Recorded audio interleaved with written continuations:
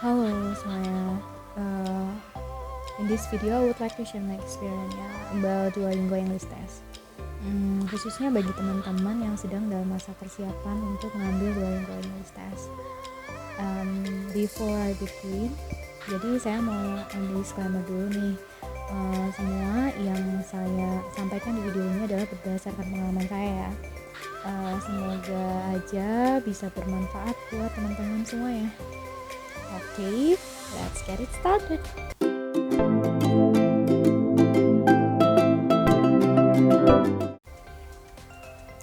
Duolingo English Test ini dia seperti IELTS sama TOEFL, cuman ada sedikit perbedaan ya. Dari segi manfaatnya sih, pertama untuk Duolingo English Test kita bisa ngambil tesnya itu kapan aja dan mana aja, even in your room. Tapi ada beberapa persyaratan sih, meskipun dalam rumah kalian harus pastiin bahwa sinyalnya itu harus benar-benar stabil, karena dalam waktu 1 jam pengerjaan itu memang butuh sinyal yang stabil, karena kalau dalam prosesnya terus tiba-tiba sinyalnya down itu akan sangat mengganggu sekali dan akan ya fatalnya sih emang harus retake lagi gitu kan, capek ya udah setengah jalan malah retake lagi. So pastiin kalian ada di ruangan yang sinyalnya itu benar-benar stabil dan tidak boleh ada seorang pun di situ, karena kalau ada ya balik lagi tes kalian bakalan invalid. Next, durasi tesnya itu 1 jam. Akan ada random question gitu, dan dalam 1 jam kalian mengerjakan soal itu. Bisa kurang dari 1 jam itu tergantung kita ya, cuman maksimalnya sih 1 jam. Untuk hasilnya itu kalian bisa peroleh maksimal 48 jam setelah kalian tes dan bakalan dikirim langsung ke email. Keuntungan lainnya ini untuk kalian yang mungkin masih struggle with IELTS atau TOEFL, terus mau ngambil masih mikir persoalan biaya, tes ini lumayan affordable sih, karena biayanya hanya $49. Biayanya cukup murah dibanding dengan yang lainnya. Oke, sekarang ke tahap before the test ya. Jadi apa-apa saja yang harus teman-teman persiapkan sebelum ngambil Duolingo English Test. Yang pertama, of course, kalian harus visit langsung di websitenya, yaitu englishtest.duolingo.com. Di sana bisa langsung register first. If you have already registered, just log in. And selanjutnya itu setelah register, kalian bisa langsung processing, atau mau tunda dulu nanti juga boleh. Ataupun jika kalian udah bayar duluan nih untuk daftar, terus kemudian kalian belum benar-benar ready saat itu untuk mengambil tesnya, itu udah ready ya tinggal langsung di ini aja, di download dan langsung dikerjain. Jadi meskipun kamu udah bayar duluan nih, tapi kamu mau pending dulu, nanti setelah ready untuk ready baru kalian ngambil tes juga boleh. Next, ini yang paling terpenting sih, kalian harus be familiar with question types of Duolingo English Test. Jadi secara umumnya mereka bakalan tes kamu terkait kemampuan reading, listening, terus writing, dan juga speaking.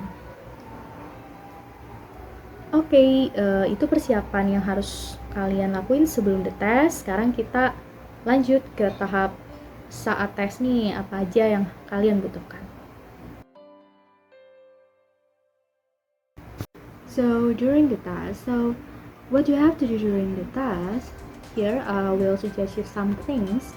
Yang pertama, siapin your ID, even it is passport or KTP, karena akan diverifikasi di awal nanti sebelum kalian tes ya. Jadi KTP-nya disiapin dan ditunjukin depan kamera. Setelah itu bakalan langsung di-record sama sistemnya.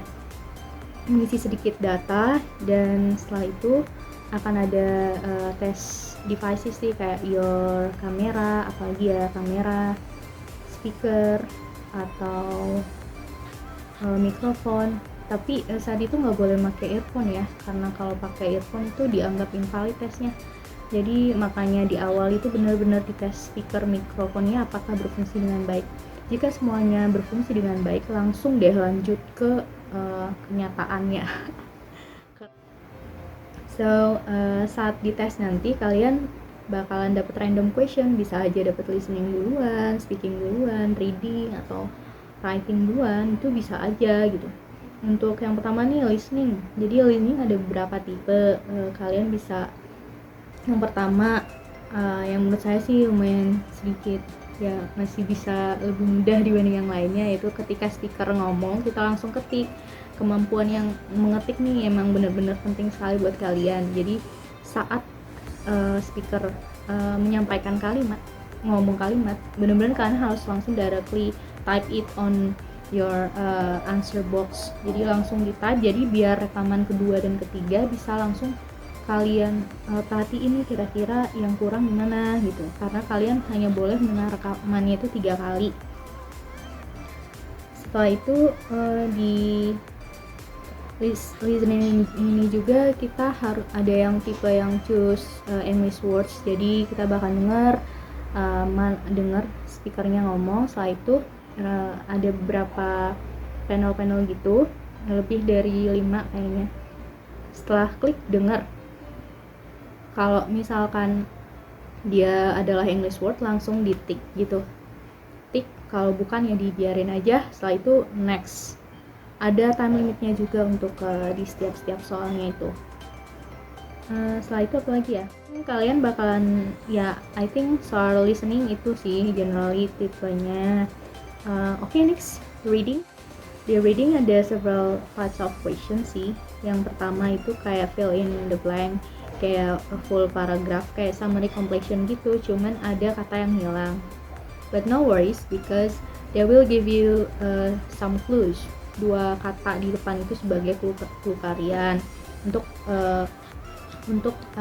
menerka apa sih jawaban yang paling sesuai gitu. Jangan lupa pastiin lagi because this type of question grammar matters ya. Jadi misalkan itu di pas ya mungkin di wordnya itu juga pas, jadi disesuaikan aja dengan tipe-tipe dari paragrafnya. Selanjutnya speaking ya. Untuk di speaking ini ada beberapa jenis juga sih. Misalkan ada kalian harus describe picture, ada gambar yang muncul terus kalian harus langsung ngomong. Mereka bakal nampilin gambar terus kalian langsung ngomong gambar ini tentang apa gitu. Terus setelah itu ada pertanyaan, the speaker akan ngasih pertanyaan ke kamu. Pertanyaan itu bisa berupa langsung lisan atau tulisan gitu. Kalau lisan dalam bentuk rekaman gitu ya kalian bisa ngulang 3 kali, jadi bisa dengar 3 kali pertanyaannya terus langsung jawab. Dan ada juga tipe yang dia langsung pertanyaannya tuh dia tulis gitu di layar, akan muncul di layar kalian dan kalian langsung jawab gitu. Ada waktunya. Writing, di writing ini ada pertanyaan, misalkan ada beberapa jenis, misalkan ada gambar dan kalian harus menulis, ataupun ada pertanyaan dan kalian harus menulis juga di situ pertanyaan, menjawab tentang pertanyaannya. Apalagi ya, jangan lupa untuk writing, khusus untuk writing kalian harus menyediain beberapa menit sebelum di akhirnya untuk meriksa kembali. Beberapa menit ya, 1 menit lah atau berapa detik gitu untuk memeriksa kembali. Ada writing tuh ada berapa jenis ya, ada yang tipenya sedikit, yang sebelum di last minute itu kalian menulis pertanyaannya berdasarkan yang dikasih dan kalian masih kayak sisain dulu waktu beberapa menit sebelum lanjut ke soal selanjutnya untuk mengecek kata-kata kalian, jangan sampai ada yang misspelling kayak gitu. Terus ini selama di tes ini ada 1 tes yang bakalan di record di akhirnya, di last minute session itu 5 menit ya, 5 menit untuk writing. Untuk speakingnya itu jadi nanti ada 2 pertanyaan, kalian di menit pertama mereka akan langsung nunjukin pertanyaannya, kalian harus memilih satu pertanyaan untuk langsung dipersiapin apa ide-ide kalian. Jadi kita nggak boleh menggunakan pensil, pulpen atau sebagainya, karena kalau kita ngegunain itu bakal invalid ya tes kita. Jadi kamu bener-bener harus brainstorm your idea in your mind, mikirin semuanya itu di apa namanya, di pikiran kalian aja selama waktu yang ditentuin. Nah, setelah waktu untuk berpikir selesai, kalian langsung deh perform, menyampaikan ide-ide kalian gitu selama waktu yang ditentukan itu. Untuk speak writing itu kalau nggak salah 5 menit ya, 5 menit ini yang di record ya. 5 menit itu akan ada seperti speaking, ada 2 pertanyaan, kita diminta memilih salah satunya. Nah, setelah memilih pertanyaan itu, kemudian langsung deh ada ketentuannya kalau nggak salah 50 words. Jadi minimal yang harus kita capai itu minimal 50 words.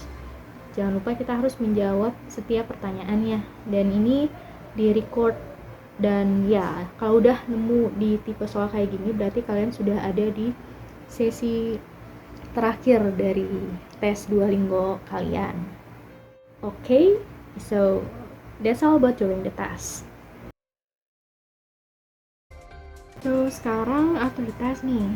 Nah, setelah finish, jadi data-data kalian itu semuanya akan di-record.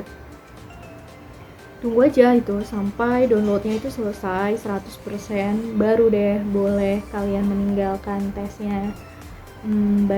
Makanya pentingnya kalian harus tes di kondisi ruangan yang tenang, dan juga harus koneksinya bagus, karena itu misalkan dalam sampai tahap akhir terus tiba-tiba koneksinya down gitu kan, nggak mau juga kan, harus ngulang lagi dari awal kan.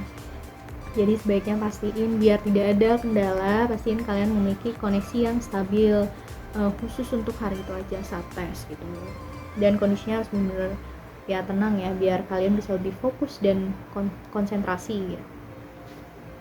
Oke, setelah di record 100% full selesai, nah sudah deh selesai. Jadi kalian tinggal menunggu hasilnya, maksimal 48 jam, bisa kurang dari itu. Dan hasilnya itu bisa langsung kalian lihat di akun Duolingo English Test kalian, dan di email, karena mereka akan langsung ngirim hasilnya ke email kita juga. Oke, for your information, jadi hasil dari recording kita itu bisa langsung kirim ke institusi yang kalian tuju. Jadi bener-bener convenient banget buat students ya, atau dengan apapun tujuan kalian mengambil ini, emang bener-bener sangat memudahkan kalian. Oke, sekian video saya tentang sharing experience. Semoga bermanfaat buat teman-teman semua yang saat ini sedang persiapan untuk take Duolingo English Test. Last but not least, I would like to say thank you so much for all of you guys yang udah nonton video ini sampai akhir. Saya berharap semoga kalian bisa mencapai target skor Duolingo kalian dan bisa diterima di universitas tujuan kalian ya. Semangat! Wassalamualaikum warahmatullahi wabarakatuh. Bye-bye.